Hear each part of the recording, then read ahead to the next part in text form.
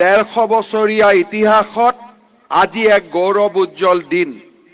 অদম্য সাহস, বীৰত্ব আৰু অনন্য বিজয় গাথাৰে উল্লেখযোগ্য কীৰ্তিমান স্থাপন কৰিবলৈ সক্ষম হোৱা অসম আৰক্ষী আজি এক পুনৰ নতুন সন্মানেৰে বিভূষিত হ'ল। ভাৰতবৰ্ষৰ মাননীয় গৃহমন্ত্ৰী শ্ৰী অমিত শ্বাহ ডাঙৰীয়াৰ কৰ কমলেৰে আজি অসম আৰক্ষীয়ে লাভ কৰিছে সন্মানীয় ৰাষ্ট্ৰপতিৰ নিচান। এয়া হৈছে জনসাধাৰণৰ প্ৰতি অসম আৰক্ষীয়ে আগবঢ়োৱা নিস্বাৰ্থ সেৱাৰ স্বীকৃতি। অসম আৰক্ষীৰ প্ৰফেশ্যনেলিজিম, দায়বদ্ধতা, দক্ষতা আৰু অনুশাসনৰ প্ৰতি এয়া ৰাষ্ট্ৰীয় সন্মান। এই বিশেষ সন্মান লাভৰ গৰিমামণ্ডিত মুহূৰ্তত মই অসম আৰক্ষীৰ সঞ্চালক প্ৰধানকে ধৰি প্ৰতিগৰাকী নিষ্ঠাবান বিষয়া জোৱানক শলাগ লৈছো, অভিনন্দন জনাইছো। আৰু অসম আৰক্ষীত সেৱা আগবঢ়াই থৈ যোৱা প্ৰতিগৰাকী কৰ্তব্যপৰায়ণ বিষয়া আৰু জোৱানৰ প্ৰতিও মই মোৰ শ্ৰদ্ধা নিবেদন কৰিছো। আজিৰ এই সন্মান প্ৰদান কৰাৰ উদ্দেশ্যে আমাৰ মাজত উপস্থিত হৈ এই অনুষ্ঠানৰ সৌষ্ঠৱ বৃদ্ধি কৰাৰ বাবে ভাৰতবৰ্ষৰ সুদক্ষ আৰু দূৰদৰ্শী গৃহমন্ত্ৰী মাননীয় অমিত শ্বাহ ডাঙৰীয়াকো মই ধন্যবাদ জনাইছো। আজি এক প্ৰকাৰ ক'বলৈ গ'লে অত্যন্ত ব্যস্ততাৰ মাজতো তেখেতে 3 দিনীয়া কাৰ্যসূচীৰে আমাৰ মাজলৈ আহিছে আৰু কেইবাটাও কাৰ্যসূচীত অংশ লৈছে। আমাৰ চৰকাৰৰ 1 বছৰ পূৰ্ণ হোৱাৰ এই স্মৰণীয় মুহূৰ্তত মাননীয় গৃহমন্ত্ৰী অমিত শ্বাহ ডাঙৰীয়াৰ উপস্থিতি আমাৰ বাবে অত্যন্ত প্ৰেৰণা আৰু আশীৰ্বাদৰ প্ৰতীক।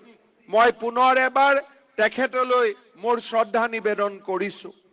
এই পবিত্ৰ মুহূৰ্তত মই সেই সকললৈকে মূৰ দুৱাইছো যিসকল অসম আৰক্ষীৰ বীৰ শ্বহীদে দেশমাতৃৰ সেৱাত নিজৰ চৰম ত্যাগ কৰি থৈ গৈছিল।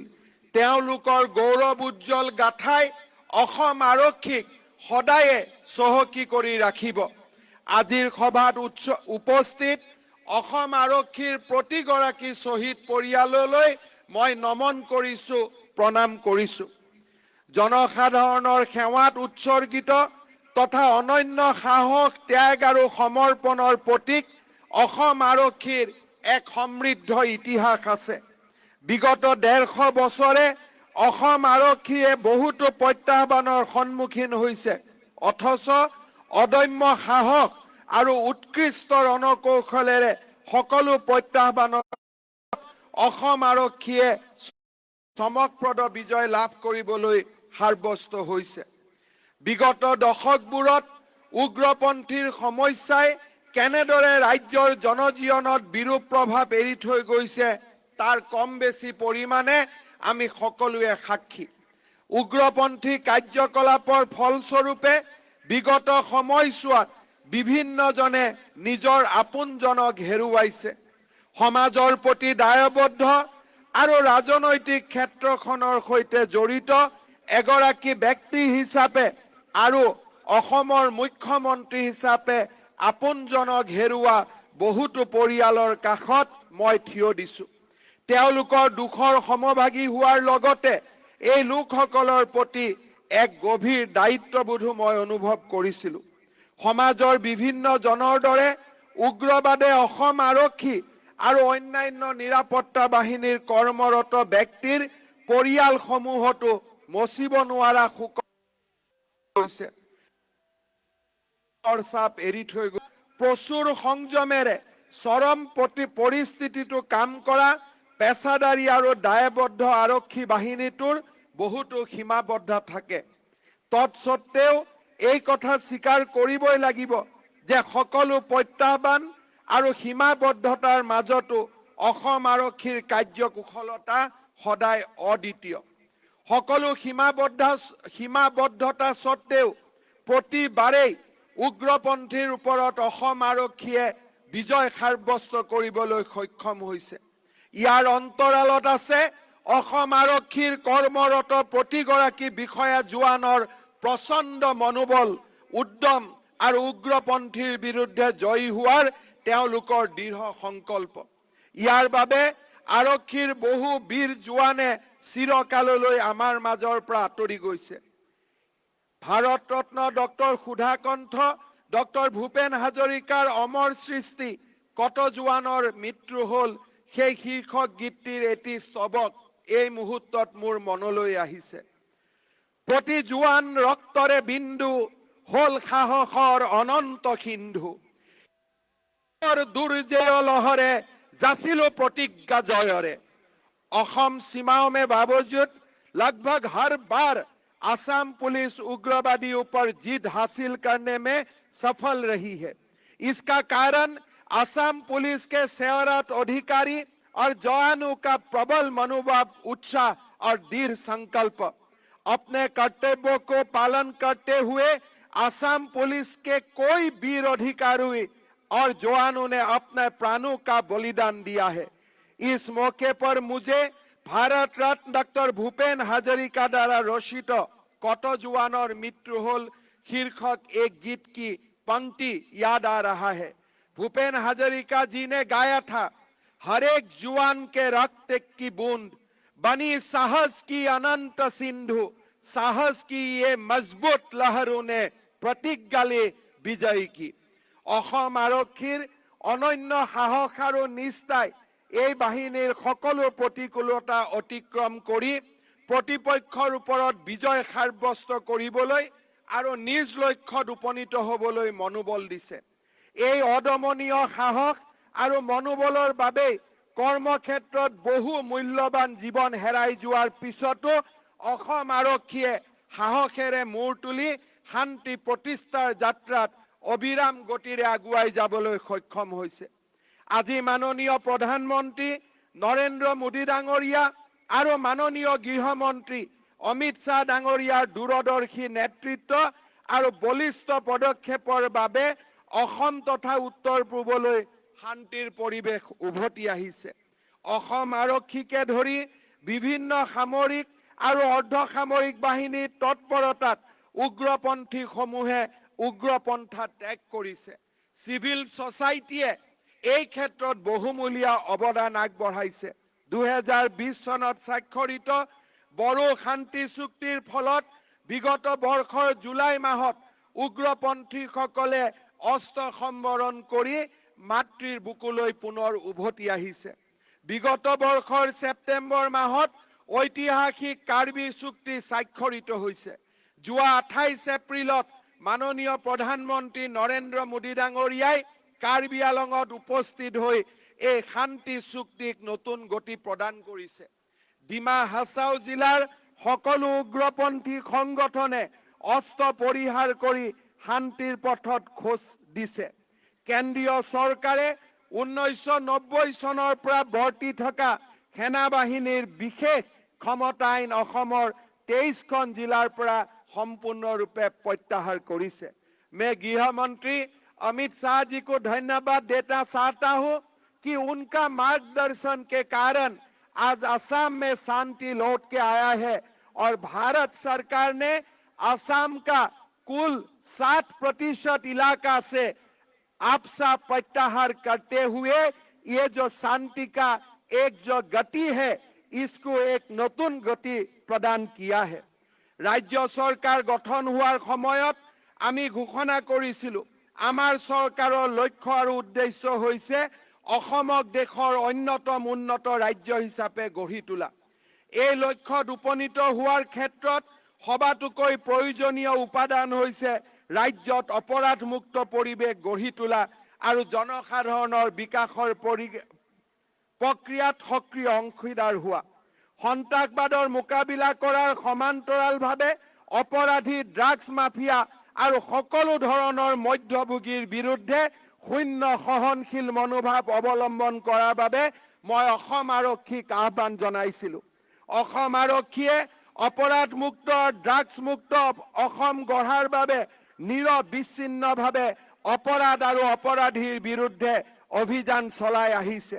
বিগত এটা বছৰে ড্ৰাগছ সৰবৰাহকাৰীৰ বিৰুদ্ধে অভিযান চলাই অসম আৰক্ষীয়ে ২,৮৩৪টা গোচৰ পঞ্জীয়ন কৰাৰ লগতে ৪,৮৩৮ জনক গ্ৰেপ্তাৰ কৰিছে আৰু প্ৰায় ৫৫০ কোটি টকাৰ ড্ৰাগছ জব্দ কৰিছে।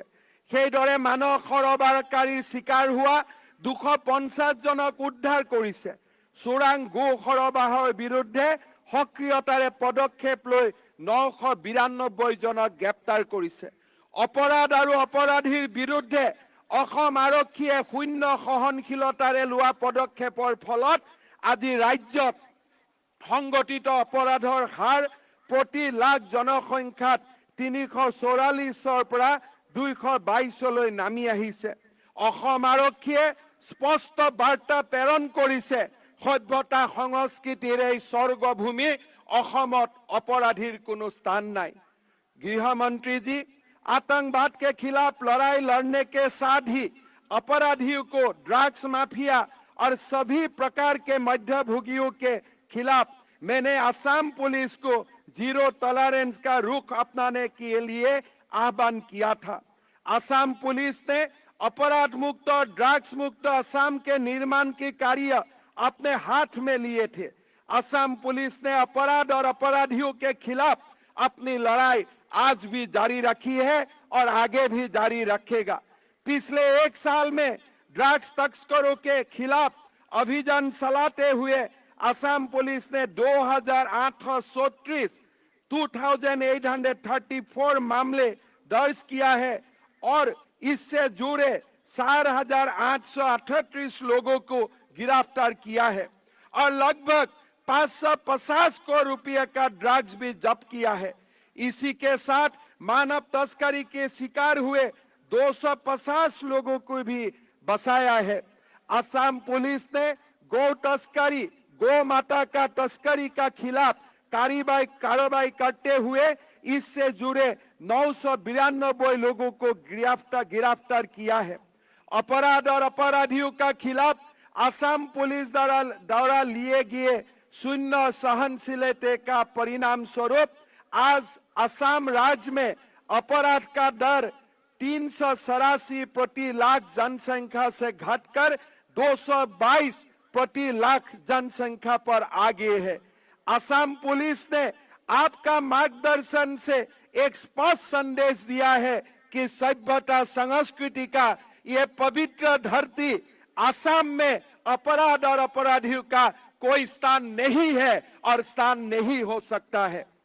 आरक्षी बाहिनीक नतुन गति प्रदान करिবৰ বাবে आरक्षीर आधुनिकरणतो आमी गुरुत्व दिसु। काমৰ बोझा হ্ৰাস কৰাৰ বাবে ৰাজ্যখনৰ आरक्षी थानात 2টা চিফ কাম কৰাৰ বাবে আমি পৰিকল্পনা কৰিছো। आरक्षी লোকসকলৰ আৱাসগৃহ নিৰ্মাণ, বিভিন্ন বেটেলিয়নত নিযুক্ত आरक्षी কৰ্মীসকলক পৰিয়ালৰ সৈতে সময় কটাবলৈ এমাহৰ বিশেষ ছুটি আৰু আমি পেছাদাৰী কমাণ্ডো বেটেলিয়ন গঢ়ি তুলিছো। ৰাজ্যত 7খন ফৰেনচিক পৰীক্ষাগাৰ নতুনকৈ স্থাপন কৰাৰ পদক্ষেপ লোৱা হৈছে। আৰক্ষীৰ গৃহ আৰু বাসস্থানৰ বাবে আমি এটা বিশাল কৰ্মযজ্ঞ আৰম্ভ কৰিছো যাতে অসম আৰক্ষীৰ হাউচিং স্যাটিসফ্যাকশন আমি নিৰন্তৰভাৱে উন্নত কৰিব পাৰো। দেৰগাঁৱৰ অসম আৰক্ষীৰ প্ৰশিক্ষণ মহাবিদ্যালয় এক বিশ্বমানৰ আৰক্ষী একাডেমীলৈ উন্নতি কৰাৰ বাবেও আমি চেষ্টা কৰিছো। শ্ৰদ্ধাৰ অসম পুলিচৰ জোৱানসকল আৰু বিষয়াসকল, ভাৰতৰ ৰাষ্ট্ৰপতিয়ে আজি অসম আৰক্ষীক সন্মানীয় নিশান প্ৰদান কৰিলে। আমি গৌৰৱান্বিত যে এই নিশান প্ৰদান কৰিবলৈ গুৱাহাটীলৈ ভাৰতৰ সন্মানীয় গৃহমন্ত্ৰী অমিত শ্বাহ ডাঙৰীয়া নিজে আহি অসম আৰক্ষীক এই গৌৰৱৰ প্ৰতীক আৰক্ষীৰ নিশান প্ৰদান কৰিছে। আৰক্ষীৰ বীৰাংগনাসকল, বীৰসকল, অফিচাৰসকল, মই আপোনালোকক এটাই অনুৰোধ কৰিম, মই এনে এটা অসম আৰক্ষী বিচাৰিছো যি অসম আৰক্ষীক প্ৰতিজন ৰিক্সা চালক, প্ৰতিজন ঠেলা চালক আৰু প্ৰতিজন কপালৰ ঘাম মাটিত পেলাই কাম কৰা আমাৰ দৰিদ্ৰ আৰু নিম্ন মধ্যবিত্তৰ লোকে নিজৰ বন্ধু বুলি গণ্য কৰিব পাৰে। ৰিক্সা চালকৰ মূৰত লাঠিৰ মাৰ কোবোৱা অসম আৰক্ষী আমাক নালাগে। তেওঁলোকক মৰমেৰে তেওঁলোকৰ শ্ৰমৰ স্বীকৃতি দিয়া এটা আৰক্ষী বাহিনী আমাক লাগে। আমাক এনেকুৱা এটা আৰক্ষী বাহিনী লাগে যি মোৰ মা আৰু মোৰ ভণ্টিয়ে ৰাতি 2টা বজাতো থানালৈ যাব পাৰে। কোনো এজন মদ খোৱা মানুহে বাইদেউ আৰু মাসকলক সাক্ষাৎ নকৰে। 24 ঘণ্টাই অসম আৰক্ষীয়ে অসমৰ জনসাধাৰণৰ সেৱাৰ বাবে 24 ঘণ্টাই কাম কৰে। আৰু তেনে এক আৰক্ষী বাহিনীৰ অংকুৰ যোৱা এটা বছৰত হৈছে। কোভিডৰ সময়ছোৱাত অসম আৰক্ষীয়ে আগবঢ়োৱা নিৰলস সেৱাই অসম আৰক্ষীক অসমৰ প্ৰতিজন লোকৰ হৃদয়ত স্থান দিবলৈ সক্ষম হৈছে। যোৱা এবছৰত এক্সিডেণ্টৰ ৰিপৰ্টে হওক, অপৰাধৰ তদন্তই হওক, কাৰোবাৰ সতীত্ব হৰণ কৰা মা, বোৱাৰী আৰু কন্যাসকলৰ কাষত থিয় হৈ আৰু অপৰাধীৰ বিৰুদ্ধে শূন্য সহনশীলতাৰ নীতি লৈ অসম আৰক্ষীয়ে জনসাধাৰণৰ হৃদয় স্পৰ্শ কৰিব পাৰিছে। মই অসম আৰক্ষীৰ এই গৌৰৱ উজ্জ্বল মুহূৰ্তত আপোনালোকক অনুৰোধ কৰিম, অপৰাধ আৰু অপৰাধীৰ বিৰুদ্ধে প্ৰতি মুহূৰ্ততে শূন্য সহনশীলতা। অপৰাধ আৰু অপৰাধীৰ লগত আমাৰ সম্পৰ্ক নাই। অসমৰ এই পবিত্ৰ ভূমিৰ পৰা মা কামাখ্যা আৰু শংকৰদেৱৰ পবিত্ৰ ভূমিৰ পৰা আমি অপৰাধ আৰু অপৰাধীক মুক্ত কৰিম। আৰু তাকে কৰিবলৈ যাওঁতে কৰ্তব্য পথত অহা সকলো বাধা আমি উফৰাম আৰু অসমক এখন আমি শান্তিৰ অসমলৈ নিৰ্মাণ কৰিম। আৰু যেতিয়া দৰিদ্ৰ লোক, পিছপৰা লোক, সমাজৰ নিষ্পেষিত আৰু শোষিতজন আমাৰ সন্মুখত আহিব, তেওঁলোকক ন্যায় প্ৰদান কৰাই হ'ব আমাৰ সৰ্বোচ্চ কৰ্তব্য, আমাৰ সৰ্বোচ্চ ধৰ্ম। গৃহমন্ত্ৰী অমিত শ্বাহ ডাঙৰীয়াৰ সন্মুখত আমি সেই আশ্বাস তেখেতক প্ৰদান কৰিছো। गृह मंत्री जी का सामने मैं असम आरक्षियों का ओर से मैं ये एश्योरेंस देना चाहता हूं कि अगले 4 साल में असम आरक्षी को हम लोग मिल के ऐसे बनाऊंगा कि असम में कोई क्राइम और क्रिमिनल्स का जगह नहीं होगा। गरीब और मेरा माँ बहन असम आरक्षी का सबसे करीब संपर्क में आएगा। अपना माँ का जैसा आरक्षी मेरा माँ को सम्मान करेगा, मेरा बेटी को अपना बेटी जैसा सम्मान करेगा और समाज का हर दरिद्र लोगों को सम्मान पूर्वक व्यवहार करेगा, उनको न्याय देगा। असम से हम उग्रवाद का खिलाफ लड़ते रहूंगा, साथ साथ में शांति का प्रक्रिया भी चलाते रहूंगा। यही 2 शब्द बोलते हुए मैं गृह मंत्री जी को धन्यवाद देना चाहता हूं कि आज यहाँ आके आप असम आरक्षियों को जो सम्मान दिया, ये आगे वाला पीढ़ी हमेशा याद रहेगा और आपको हमेशा नमन करते रहेगा कि असम आरक्षियों को आप इतना बड़ा सम्मान से सजाया है। बहुत बहुत धन्यवाद। मैं आशा करता हूं कि आप हमारा ऊपर हमेशा अपना आशीर्वाद रखेगा, मार्गदर्शन देते रहेगा और असम को भारत के एक विकसित राज्य में ले जाने में आप हमेशा हमारे प्रेरणा का स्रोत बनेगा। बहुत बहुत धन्यवाद। जय हिंद, वंदे मातरम।